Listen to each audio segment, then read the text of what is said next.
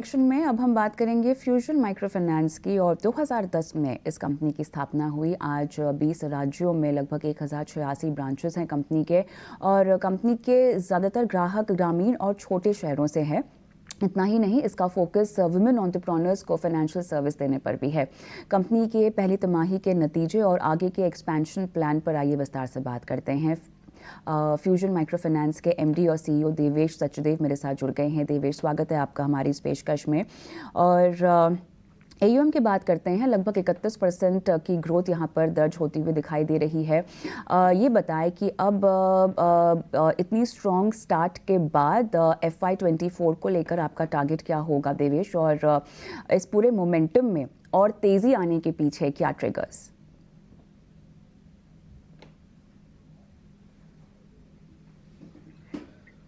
देवेश, मेरे ख्याल से आप म्यूट पर हैं। आपको धन्यवाद।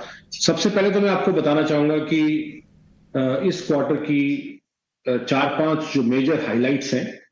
पहला हाइलाइट ये है कि हमने जो डिसबर्समेंट किया है वो पिछले क्वार्टर Q4 से सिर्फ 3% कम है।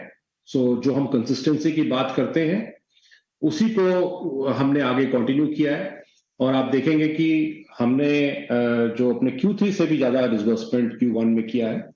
दूसरी जो बड़ी चीज है इसमें देखने की कि हमने नए कस्टमर को जो हम ऐड करते हैं वो मोमेंटम कंटिन्यू है। करीब 1 लाख से ऊपर हमने नए कस्टमर ऐड किए हैं इस क्वार्टर में। प्रॉफिटेबिलिटी हमने देखिए इस समय 120 करोड़ का प्रॉफिट किया है, जो पिछले Q1 फाइनेंशियल ईयर 2023 में 75 करोड़ था।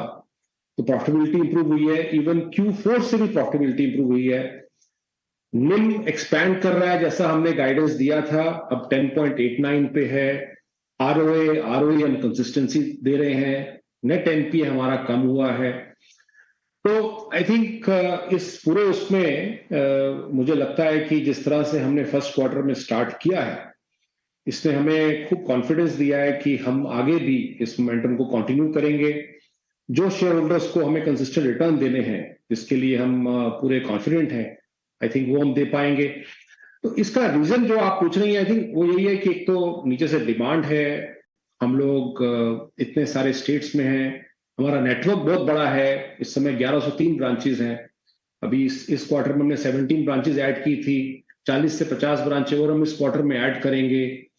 तो ये सब फैक्टर्स हैं। हमारी टीम जो ह्यूमन कैपिटल है उस पर हमने खूब इन्वेस्ट किया है। डिजिटल कैपेबिलिटीज पे हम लगातार इन्वेस्ट करते आए हैं।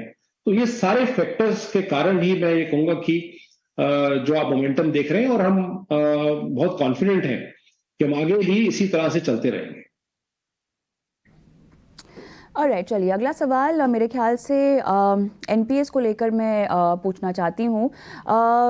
जिस तरह से यहाँ पर स्लिपेजेस की आशंका बढ़ती जा रही है, इसको लेकर क्या तैयारियां आपकी हो सकती है? इम्पैक्ट क्रेडिट कॉस्ट को लेकर, एसेट क्वालिटी को लेकर किस तरह से पड़ सकता है? क्योंकि बहुत सारी जगहों पर हमने देखा कि बाढ़ जैसे हालात हुए हैं। तो इसको लेकर अगर कोई स्लिपेजेस को लेकर डिटेल्स और आपकी तैयारी की जानकारी आप हमें दे सकें।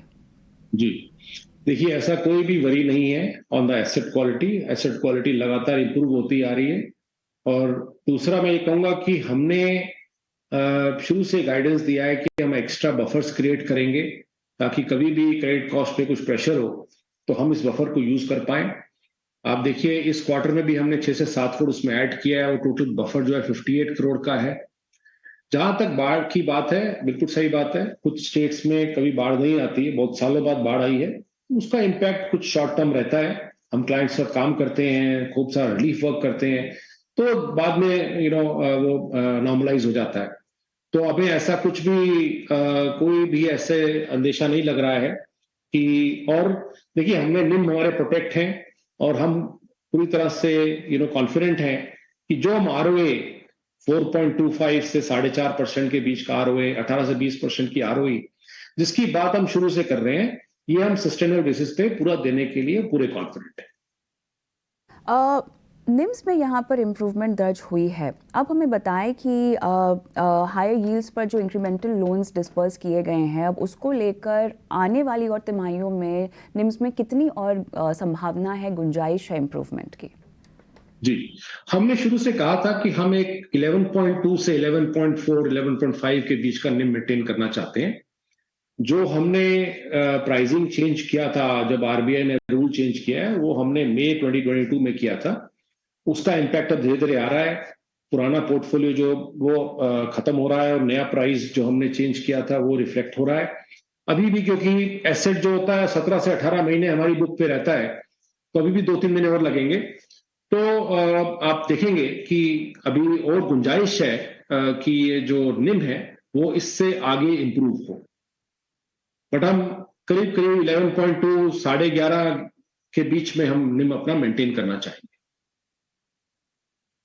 जी, कॉस्ट ऑफ बोरोइंग की अगर हम बात करें तो यहाँ पर इजाफा हुआ है बहुत सारी एनबीएफसीज के मामलों में, लेकिन जिस तरह से हम देख रहे हैं कि रेट्स पीक आउट हो रहे हैं और उसके बाद ये भी अंदेशा है कि रिवर्सल की भी गुंजाइश सामने आ जाएगी कुछ तिमाहियों में।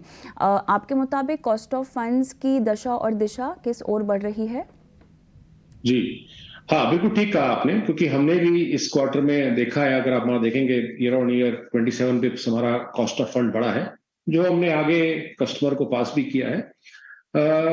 देखिए, अभी तक एनवायरनमेंट पूरा अनसर्टन है कि क्या होने वाला है। कल भी हमने देखा, बैंक ऑफ इंग्लैंड ने भी कल फिर से रेट बढ़ाए हैं। तो मैं उम्मीद करता हूँ कि जिस तरह से जीडीपी इंप्रूव हो रहा है, जिस तरह से all the other matrix, inflation वगैरह अगर कंट्रोल होता है, तो मे बी थर्ड क्वार्टर या फोर्थ क्वार्टर में जो सेंट्रल बैंक है वो व्यू ले कि अब रेट हमें कम करना चाहिए। हम दूसरी तरफ से भी हम देख रहे हैं कि हम क्योंकि हमारी रेटिंग नवंबर में इंप्रूव हुई थी, हम फिर बात कर रहे हैं रेटिंग एजेंसी से, अगर हमारी रेटिंग इंप्रूव होती है तो उससे भी फर्क आएगा। बट अभी थोड़ा सा यही लग रहा है कि रेट अभी थोड़े से हाई चलेंगे, but may be third quarter के बाद अगर बैंकर्स ने, सेंट्रल बैंक ये व्यू लेता है, तो रेट कम होंगे, उसका फायदा होगा। हम वो फायदा कस्टमर को भी पास ऑन करना चाहेंगे, क्योंकि हम बड़े रिस्पॉन्सिबल लेंडर हैं। तो मुझे लगता है कि अभी हमें थोड़ा वेट करना पड़ेगा बिफोर रेट्स चेंज, जो पिवट हो।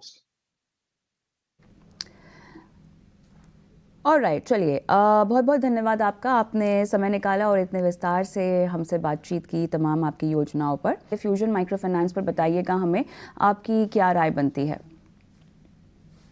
देखिए, हमारे हिसाब से ये बहुत ही बेहतरीन फ्रेंचाइज है।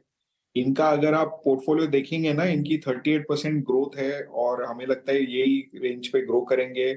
इनका जो भी डाइवर्सिफिकेशन ऑफ एसेट्स, कोई भी स्टेट 20% के ऊपर नहीं है और कोई भी डिस्ट्रिक्ट 3% के ऊपर नहीं है। इनके काफी कंट्रोल में है, क्रेडिट कॉस्ट नीचे आ रहे हैं। कोविड का भी पोर्टफोलियो ने अच्छी तरह से हैंडल किया। आज उनके एनपीएस 0.2% है, नेट एनपीएस, तो वेल प्रोवाइडेड फॉर है और इनकी मार्जिन्स भी एक्सपैंड हो रही है। तो और ये जो उनकी जो ग्रोथ आ रही है ना, वो उनका जो पर कस्टमर जो लोन बुक रहता है वो 38,000 पे है, वो सबसे लोएस्ट है इंडस्ट्री में। इसके बावजूद भी इनकी ग्रोथ आ रही है, इसका मतलब कि इनका जो पूल ऑफ कस्टमर्स है ना, वो काफी अच्छी तरह से एक्सपैंड हो रहा है। तो हमें लगता है कि ये फ्रेंचाइज वेल डाइवर्सिफाइड है, एसेट क्वालिटी कंट्रोल में है, निम्स एक्सपैंड हो रहे हैं, तो प्रॉफिटेबिलिटी भी काफी अच्छी आ रही है। तो हमें लगता है कि जरूर इसमें इन्वेस्ट करना चाहिए निवेशकों को। ये आपको one of the few micro finance companies है जो लंबी रेस का घोड़ा है। शुक्रिया विनीत, समय निकाला, दर्शकों का मार्गदर्शन किया।